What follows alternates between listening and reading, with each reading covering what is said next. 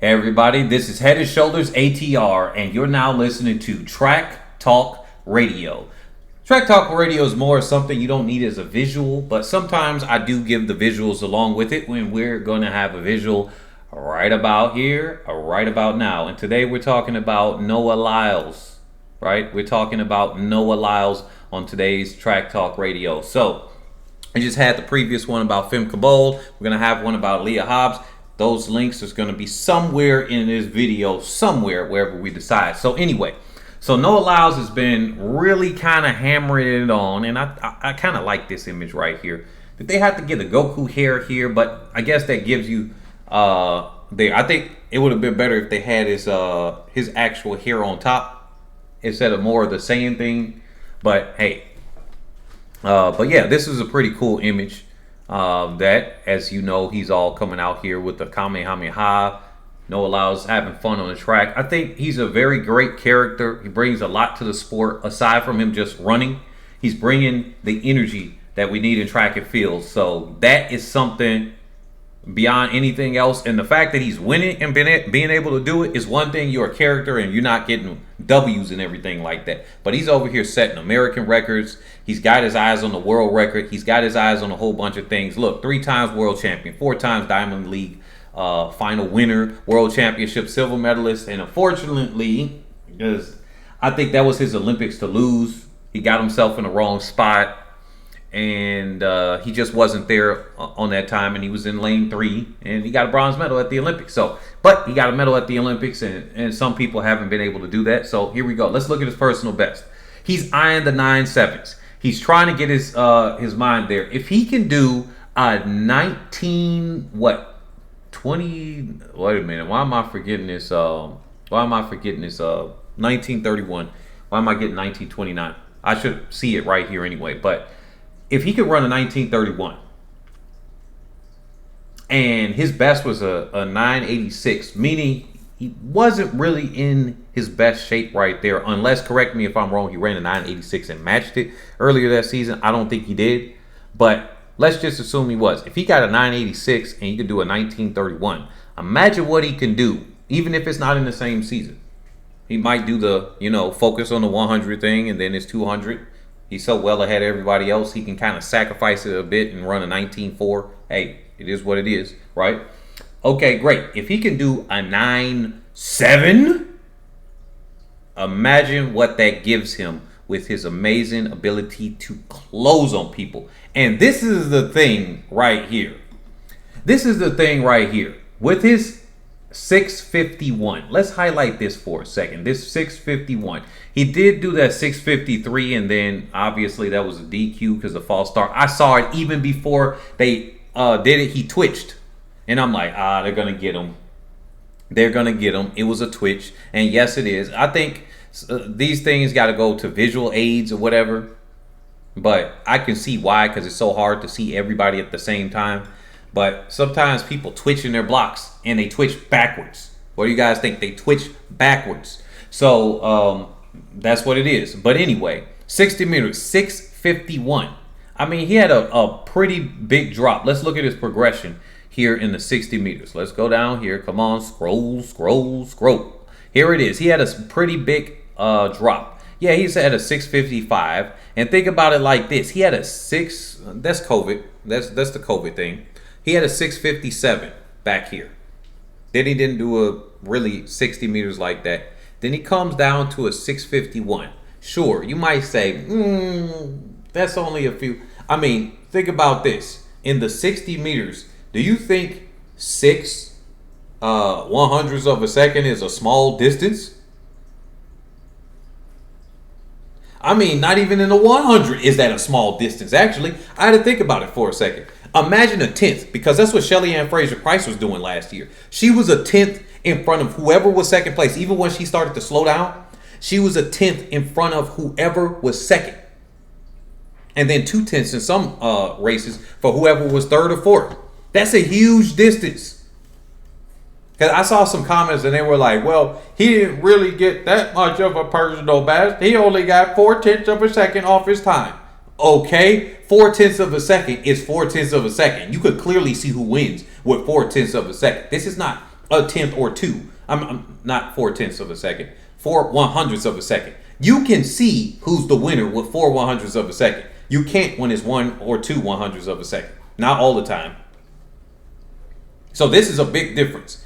This amount right here, and that he's saying, and he's accelerating in the 60. He hasn't always accelerated like that. Even last season, he didn't accelerate. He kind of like caught up and then tried to accelerate on him. He's like, boom, take off and then pull away. That's what we're seeing here. This right here, this is boding very well, especially when he said we're having the intent on breaking down this 100. That wasn't what it was like last year. And remember, when we train for things, this is what I want y'all to know as athletes. For the athletes out there, some of the ones that want to be pro, I know you guys listen to the channel. You sometimes send me messages and everything like that, and even comment in the comment section. This is what I want you guys to know. If you change coaches, if you do a different style, just like with Noah Lyles, let's take this off the screen and go back to our Track Talk radio backdrop real quick. If you are looking here, and think of it this way. I'm going to get into the 100, what I think is going to happen there in a second, and the 200. If you go into these training, remember, it takes multiple seasons to start building things up. Sometimes you can't get everything in one season. Sometimes it happens that way and it clicks and it's like, boom, and things work. But a lot of times, most of the time, even with the Olympians, it's going to take multiple seasons. Remember, when we see people's running form, whether good or bad, it's not typically fixed in one season. It's not typically made bad in one season. It was the culmination of those multiple seasons, usually two. So he started working on his acceleration last year. He started working on his start last year, and we started to see the fruits of that because of what happened in Tokyo. We started to see the fruits of that in the offseason. He probably started doing that. So he had a little bit around a year to start doing that. And he may have even worked on it that season too. Who knows? Because he always kept saying, hey, I got to get out better, whatever. But then we saw him start blasting out on people in the 200. Now that he's getting out on people in the 60 meter, imagine he starts taking off on people in the 100. It's going to be hard to catch him down. Now what's going to have to happen is, okay, what is Curly, what are Bramel going to do outdoor? Because we haven't really seen Curly like that, right? So we don't know how his acceleration is going to do. We know Curly's good in the middle / end of the race, right? He can kind of do some things well at the end. Maybe Noah Lyles can catch people better, but he's never really been in contention at the start with a Curly. He could be there, and then right in the middle of that race, they're pulling away from him. Lyles is accelerating into the 60. So this is good. All right? So we see the culmination of at least 2 seasons now, because this is a season and a half. This is the second season. I would argue it's 3, but at least from his words, this is the culmination of 2 seasons worth of hard-ass work. So that 1086 is in big danger. Let's just say he doesn't run a 10.7. Let's say, remember what happened with Shericka Jackson, what I was saying here. She gets real close. Remember, Shericka Jackson doesn't need to set the world record in the 100. I told y'all, so many of the haters was like, oh no, this isn't. Then they got proved wrong. Then they had to come back and say, wow, you were right, Head and Shoulders. You were right, Nick. You were right. Exactly. It doesn't take a rocket scientist to know that Shericka Jackson don't even have to be the fastest. She don't even need the Jamaican record in order to break the world record in the 200. She's so good with that speed endurance. She just needs the basic speed. And I believe to have it safe, yeah, he got to run a 10.7. He doesn't need a 10.7 to break the world record.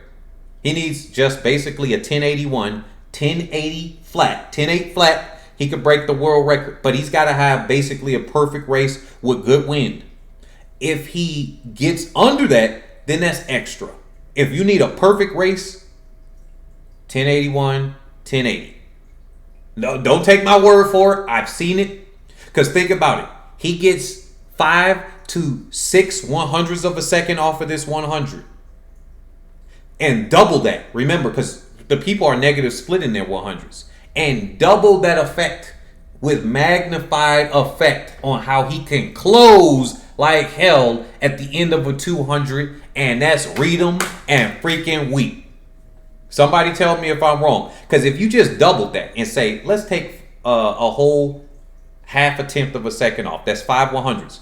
That's a tenth off, doubled over his 200. You telling me he can't knock off more than a tenth off of that and get to 1921 off of, if he can do a 1931 on a 1086, and he didn't. Let's look at last year. I need to look at the results from last year. What was his progression actually from last year? And I'm going to bring it up on the screen for you guys to see this. Let's look at this. I want you guys to see this. Look at this.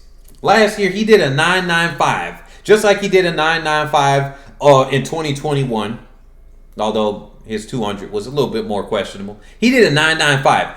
You telling me that if he, with the speed endurance and what he's doing now, with how he can close and get out on people, he can't do better, even with matching his 986?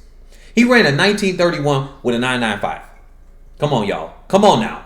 So you telling me he gets a 981 and he can't break that world record? He can't squeeze out the next one? That's why I say I'm giving a big benefit of the doubt, saying he needs a perfect race. And I got to be honest, looking at Noah Lyles in his profile now, he's a different athlete. Had he had his profile he got now with that 986, remember, he will always get left in the blocks, and he still was able to do a 986. Remember back then, he got left in the blocks. That means he lost so much extra time. That's why I want y'all to see this.